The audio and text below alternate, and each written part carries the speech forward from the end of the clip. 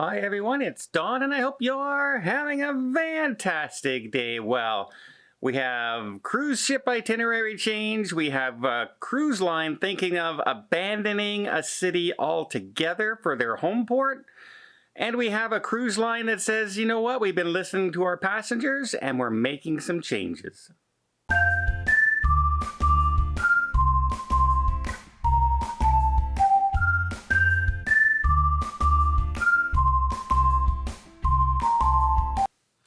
Royal Caribbean Cruise Line has been having some issues with the spectrum of the seas sailing out of Hong Kong.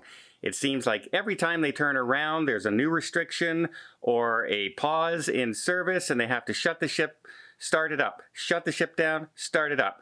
And now it seems like the heads of the CEOs and everything are thinking, maybe it's time we just leave Hong Kong altogether with the spectrum of the seas. Now, before you get too excited and think they're coming to North America with it, they are looking at moving it to Singapore. They already have a lot of large ships here in North America.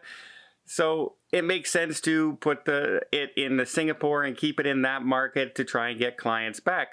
These have been cruises to nowhere, and if you remember, Royal Caribbean had to shut down the spectrum of the seas for 21 days because one crew member tested positive over that entire time period. They had to shut down. It's also the place where Genting has had to shut down and restart and shut down, and look at the financial trouble they're in right now. It's not a great situation. And so I think Royal Caribbean is now saying to themselves, you know what? Singapore might just be the new home port for the spectrum of the seas. While we're talking about Royal Caribbean, they have also just announced some changes to the Grandeur of the Seas itinerary, not because the cruise port is turning them away or anything like that. It is because, well, Trinidad and Tobago just hasn't reopened. They had them on the schedule to start cruising this month, but they have decided not to allow cruise ships again at this time.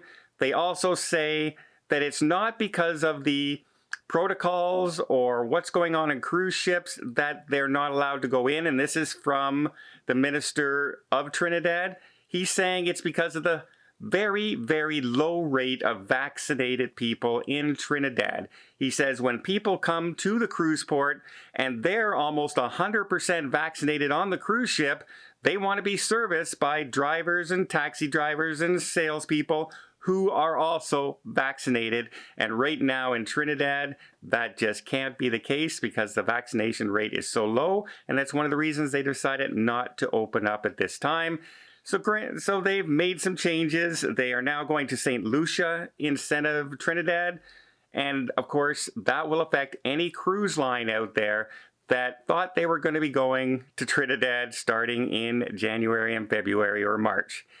It's just not going to happen, at least not right now. We also have some pretty good news for Carnival people and good news for Virgin Voyages as well. But before we get there, let me just invite you to hit that subscribe button if you haven't done so already. Really does help the channel out. It says, hey, YouTube, people like this content. People want to watch cruising news and cruising stories and cruising vlogs. Maybe share it to more people so they can get interested in cruising as well.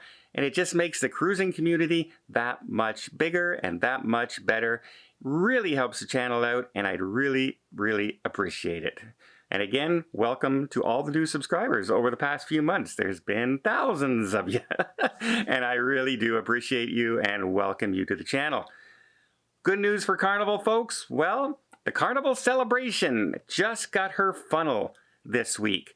That puts her one step closer. Once the funnel goes on, then you can start seeing some of those outer touches apply to the cruise ship that gives her basic look. Like the Bolt roller coaster can now start being installed and put on board. You're going to see the decks up on top being laid out more because the ship is set to sail this November out of Miami. And of course, she is the sister ship to the very popular Carnival Mardi Gras.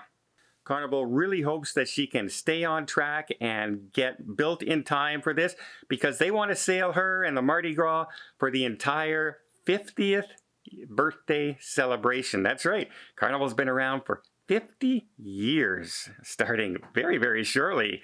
Happy birthday, and what better way to launch another Mardi Gras designed ship that has been so popular with everybody who sailed on her so far. Pretty good start when you're going into the large cruise ship design that's something along the Oasis class. I think they actually did a pretty darn good job. And finally, Virgin Voyages. Now, you remember there's been a lot of controversy when the Scarlet Lady first launched. Some people absolutely loved the ship. They loved the ideas. They loved the design. And other people looked at it and said, I hate it. I absolutely hate it. It looks like a dormitory in the cabin. It looks like something I stayed in when I went to college. Not what I want to pay thousands of dollars on a luxury vacation. Well, apparently Virgin Voyages has started listening to some of the passengers, and they've started to redesign some of their cabins. About 50% apparently of the Scarlet Lady's cabins have already been given the upgrade, with the others to be set by midsummer. And of course, the Valiant and the next few Virgin Voyages ships will be laid out this way before they set sail and launch 100%. They've kind of added a little bit of a wood accent. They've added more drawer space and closet space. Now, unfortunately, one thing they haven't done is changes to the bathroom, which a lot of people still find very, very small and tight, especially if you're a larger person. It can be a very tight squeeze into those cabins. This is what I'm going by. I haven't experienced it myself, but I know people who have been on it, and they tell me, yeah, it's pretty tight. And cruise ships are normally tight. Bathrooms on a cruise ship are not the most luxurious thing in the world. They're meant to just go in, get your shower, get out kind of thing. But apparently these ones are even smaller than the norm of a cruise ship cabin. But the design looks pretty nice. I don't know if it's enough to change people's mind. When I looked at the photos, I saw the photo of it with the bed in place instead of the futon couch looking setup. And if I was staying in that cabin, I would just tell the cabin steward, just leave it as a bed the whole time. It makes the cabin look that much bigger, that much more spacious, and it looks much more like a traditional cabin to me. But that's just my personal feel. I like space more than, having to sit down on a couch. I can sit down on my bed if I want to watch a movie or something along those lines. But they say they've listened to the passengers, and this was their feedback, that the rooms look too sparse. They look too sterile, too white. And so they've added the wood design and some mirrors and storage, and they're hoping that this pleases more passengers. Those futon beds are still there. I don't know if they've done enough to change it, but time will tell, and we'll see if they have to make more changes in the future. Remember, cruising can be expensive, and they offer shorter itineraries than a lot of other cruise ships. They go on 4 and 5 day cruises more than the traditional 7, 9, and 12 you can get with the larger cruise lines, at least for now, until they bring on more ships. We will see what happens. I do appreciate that they're listening to people and making changes where they feel they can. So let's hope this works for them. I wish them all the best, and I really do hope I can get on one of the Virgin ships this year. Well, I hope you appreciate this video. If you did, please give it a thumbs up. Want to see more tips, more tricks, more travel vlogs from around the world? Hit that subscribe button. Until next time, have yourself a safe and a great vacation.